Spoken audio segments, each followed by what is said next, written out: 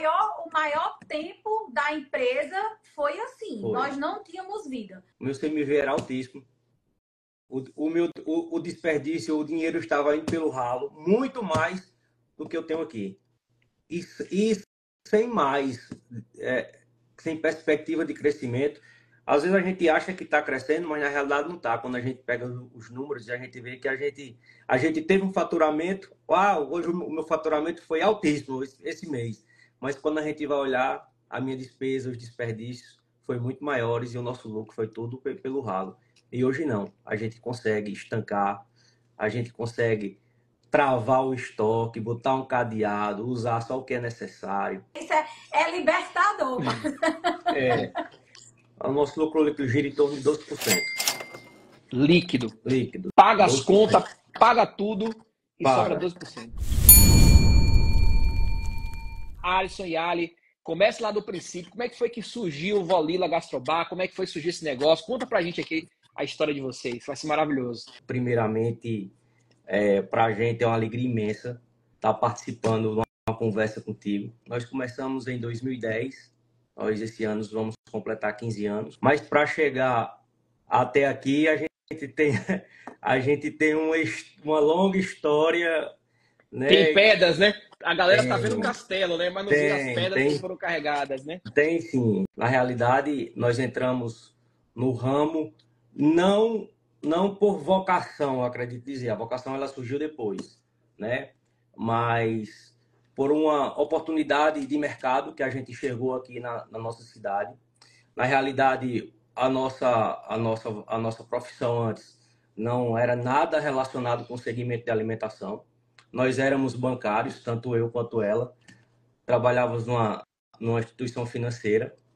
Nos conhecemos lá, né? E lá a gente começou o nosso relacionamento, né? E a gente enxergava que a gente precisava ter algum negócio nosso que fosse a complementação da nossa renda. E a gente montou tipo uma revenda de sorvetes, umas sorveterias, incrementamos com cafés, né? E para complementar ainda, dar aquela complementação, fez uma cozinha e lá a gente colocou alguns pratos, alguns sanduíches, alguns pratos à la carte. Só que no decorrer de tudo, a nossa cozinha foi que realmente correspondeu às expectativas de toda a clientela que a gente conquistou, né? Na realidade, aquele projeto inicial de sorvete e de café já não era mais o carro-chefe nosso. Antes de 6 meses, praticamente, a gente desmanchou todo o projeto que a gente tinha, porque já não era mais aquilo que a gente pensava, né? E ao longo do tempo, Matheus, praticamente ficamos acomodados. Mas nós também nos acomodamos pela dificuldade que era de tocar o negócio. Porque nós viemos com uma ideia totalmente inovadora, só que a dificuldade, as pedras, como você falou aí, fazia com que a gente, ao longo do tempo, não se sentisse motivado para continuar. Okay. Era difícil com relação às pessoas, era difícil a parte financeira, era difícil a questão de um profissional qualificado que melhorasse, né, aquela rotina de trabalho da gente, até mesmo sair do operacional era impossível. Nós não tínhamos vida. Não. A verdade é essa, é que nós realmente não tínhamos vida. O maior tempo da empresa foi assim, nós não tínhamos vida. A nossa virada de chave aconteceu que na marra. A pandemia começou, abre, fecha, muito tempo parado, aí vinha as quarentenas que fechava, aí o governo decretava, fecha tudo, fica só o que é essencial. Realmente começou a normalizar os horários, quando foi no dia 26 de agosto de 2021, aí veio a nossa virada de chave à força, novamente. Nós fomos acometidos por um incêndio, Matheus, e nós perdemos tudo. Nós perdemos tudo, não tinha nada. Todo os nossos recursos financeiros tinham ido embora na pandemia. Eu disse, não, a gente não vai continuar mais não, vamos encerrar a operação. Já estava difícil já de continuar. Nós passamos a noite inteira sentada na calçada, junto com os amigos, igual nós estivéssemos num velório. Eu acho que tudo isso foi quando começou o renascimento. A gente recebeu a visita, né, desse pessoal que era da CDL Aí eles pensaram, a CDL encampou uma campanha, fizeram uma rifa solidária com a cidade ficou toda mobilizada, né? Muita gente se solidarizou com a gente. Eu disse, então a gente tem um propósito. Praticamente 3 meses. 3 meses depois a gente reabriu com uma nova proposta, com aquela mesma garra de quando a gente tinha feito a nossa primeira abertura, com inovação do nosso cardápio, com inovação da nossa estrutura. E quando a gente veio para esse local que a gente está aqui hoje, o empresário aqui que nos cedeu, disse o seguinte, ó, vocês vão passar 6 meses sem pagar aluguel. Quando vocês começarem a ganhar dinheiro, vocês vão começar a me pagar. Nesse mesmo ano, ao final do ano, a gente já estava pensando em ampliação do restaurante. Concluímos tudo que a gente estava pagando, refizemos uma nova reforma no restaurante, alugamos o prédio ao lado, duplicamos a capacidade do nosso restaurante, melhoramos toda a parte de infraestrutura, aumentamos cozinha, aumentamos estoque, construímos escritório e hoje a gente está aqui dando esse testemunho a você, né? Não por acaso, não por acaso. Com tudo isso que aconteceu, com todo com essa virada da chave, com tudo isso que aconteceu na nossa vida, a gente precisava, de uma certa forma, trabalhar mais organizado, porque o negócio estava crescendo. Aí eu disse a Yali, eu dizia, ó, a gente está crescendo, e se a gente não se organizar da forma que é para trabalhar, a gente achar que está fazendo a coisa certa, porque por muitas vezes a gente administrava pelo impulso mesmo, pelo achismo. Eu acho que estou fazendo a coisa certa. Nesse período de tumulto, um dia você entrou numa live, eu acho. Foi, à noite. E apareceu essa live pra mim. No YouTube. Isso. Pô, eu lembro. Aí, você começou a falar, né? E vamos lá, quem mais tá entrando? E era falando. E eu não lembro se a gente tinha fechado, se não tinha, porque a gente tava nesse tumulto ainda. Não, a gente comprou o curso. Foi o limite disponível que eu tinha no cartão de crédito.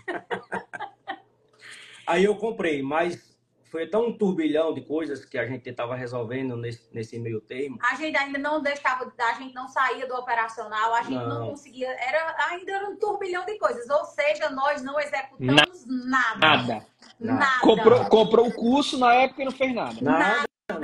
Acho que a gente nem abriu. Nada. Compramos o curso e a gente nem sequer abriu. Né? E aí, anos depois, a gente foi se organizando.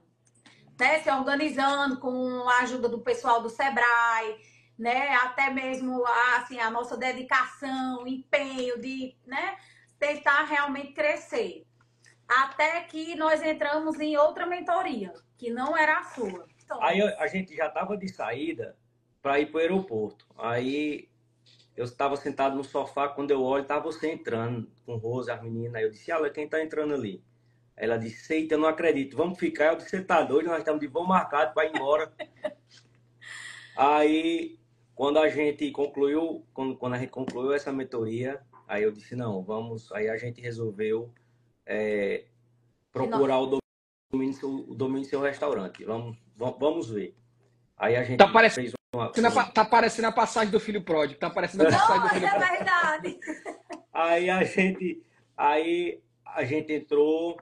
E começamos a conversar, fizemos uma call e fechamos a mentoria do Elite, né? E quando a gente começou a participar das primeiras oficinas, quando a gente já começou a ter o contato com o mapa do lucro, aí aquela linguagem era aquela que a gente já queria ter escutado, ó, há muito tempo atrás, né? Parecia que a gente estava doente e quando a gente procurava a receita, tinha a solução lá de tudo aquilo que a gente sofria, né? E a partir daí a gente começou a enxergar o nosso negócio diferente, né? Começamos a enxergar diferente, porque muita coisa que a gente pensava que estava sob o nosso controle realmente não estava, né? Não estava. Não tinha clareza. A gente começava e não conseguia continuar. Basicamente, o nosso sistema só servia para cadastro de cardápio. Ou seja, era só para registrar a venda. Só que só para registrar a venda. Somente. CMV eu só conhecia pelo nome. Tipo caviar. CMO, Tipo caviar. Já ouvi, né? Só exatamente. outro falar, mas nunca vi. Só conhecia pelo nome. Às vezes a gente ia a gente se encontrava com alguns empresários do ramo, o pessoal ia para um evento, o pessoal da Brasel, e conversava com um, e eles conversando, não, porque meu CMO, meu CMV, e eu olhava assim, eu digo, pai. Ficha técnica era uma luta para aplicar, para saber fazer. A gente já tinha contratado profissional para fazer a ficha técnica. A gente vivia nessa luta constante. E aí, coisas simples, como o que é uma ficha técnica operacional, do que é a ficha técnica gerencial. E aí, quando eu vi aquilo, eu disse, não, é só isso. É só porque uma é receita e a outra é custo. Meu Deus do céu. E aí, assim, tudo foi clareando, né? Tudo foi clareando e aí a gente foi tendo gosto, porque realmente nós estávamos entendendo o que era, para que servia, o que era que eu ia visualizar com aquilo ali. E aí as coisas começaram a ter sentido. Porque a gente tentava fazer a ficha técnica porque a gente sabia que tinha que ter um preço, sabia que tinha que ter um controle, mas a gente não entendia como isso ia ser feito, como ia ser implementado, como ia ser acompanhado. E aí, o Domine, ele dá toda essa direção para a gente. O que você precisar, você vai ter alguma resposta, né? Você vai encontrar um caminho para você ali começar a se enxergar, perceber, ter mais clareza sobre a sua operação. Mas aí, quando você começa, aí você vai vendo, vai percebendo, surtindo efeitos, aquela parte lá do líder espartano, né, de todo o curso, traz para a gente também muita clareza e direção com relação a essas reuniões, o que é que tem que ser pontuado. Então, assim, é um material de muita informação e que, se for aplicado, dá muito certo. Você fica numa segurança de o que você está fazendo está certo e está tendo resultado. E se não tiver, tem que ir procurar, porque é alguma coisa que tem lá, tá faltando, é uma quebra de processo, é alguma coisa. Isso aí é fato. E aí também o que a gente percebeu foi que as nossas compras estavam muito altas, né? E assim, são vários ajustes, a gente já vai percebendo uma evolução muito grande nesses pequenos passos que refletem grandes resultados, né? Assim, Matheus, para você ter ideia, né? A gente não tinha controle nenhum de compra. Eu tinha um produto, vamos lá, se um vendedor de uma determinada marca de cerveja chegasse aqui e dissesse assim, Alisson, nós estamos com uma oferta aqui. Se você comprar 20 caixas de cerveja, eu vou lhe bonificar uma. Eu tinha 30 no estoque, que no mês só sai 5, eu ainda comprava ele. Não tinha. Eu pensava que eu estava fazendo um bom negócio por estar comprando mais barato e por estar vendendo. E a gente não tinha oportunidade de sair, de programar uma viagem, de ir para uma mentoria, de se capacitar, nada. Nada. Mudou tudo. É tanto que ontem a gente foi num sítio de um amigo nosso aqui, aí tinha um rapaz lá e me perguntou, ei, quando vocês saem de lá, tudo anda normal? Aí eu disse, meu amigo, eu só estou trabalhando agora até a sexta-feira de tarde. Sábado e domingo é para minha família, porque também a gente pode contar com um time que está do nosso lado, entendeu? Porque a gente começou também a valorizar pessoas, a capacitar pessoas. Quando a gente vai para o encontro com você, a primeira coisa que a gente faz é reunir todo o nosso time e passar tudo que a gente absorveu. Todo mundo hoje aqui dentro do nosso restaurante, ele tem um checklist. Todos eles têm checklist. Os que ainda não tá com o checklist completo, já está em construção. Hoje a nossa operação, a gente tem uma área de mais ou menos, acredito que mais de 300 metros quadrados. Nós temos 2 salões de atendimento.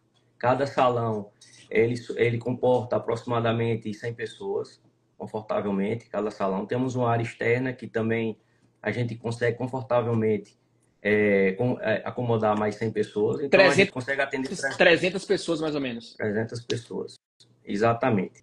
Não é um custo, é um investimento, né? Porque a clareza que a gente tem do nosso negócio, a visão que eu tenho hoje do nosso negócio é uma antes de entrar na mentoria e depois de estar aqui. Hoje eu tenho direcionamento. Hoje eu sei aonde eu quero chegar. Eu sei o potencial que eu tenho, né? Eu sei a dor, eu sei onde eu posso melhorar, onde eu estou no vermelho, onde eu estou no azul. Não é por intuição, não. São por números redondos que a gente consegue ter. Eu consigo saber se meu time tem produtividade. Eu consigo saber se no meu time eu posso encaixar mais uma pessoa ou não. Então, essa clareza não tem dinheiro no mundo que pague. Esse investimento não tem dinheiro no mundo que pague. Por quê? Se eu não estivesse aqui, o meu CMV era altíssimo. O desperdício, o dinheiro estava indo pelo ralo, muito mais do que eu tenho aqui. E sem mais, sem perspectiva de crescimento. Às vezes a gente acha que está crescendo, mas na realidade não está. Quando a gente pega os números e a gente vê que a gente teve um faturamento, hoje o meu faturamento foi altíssimo esse mês.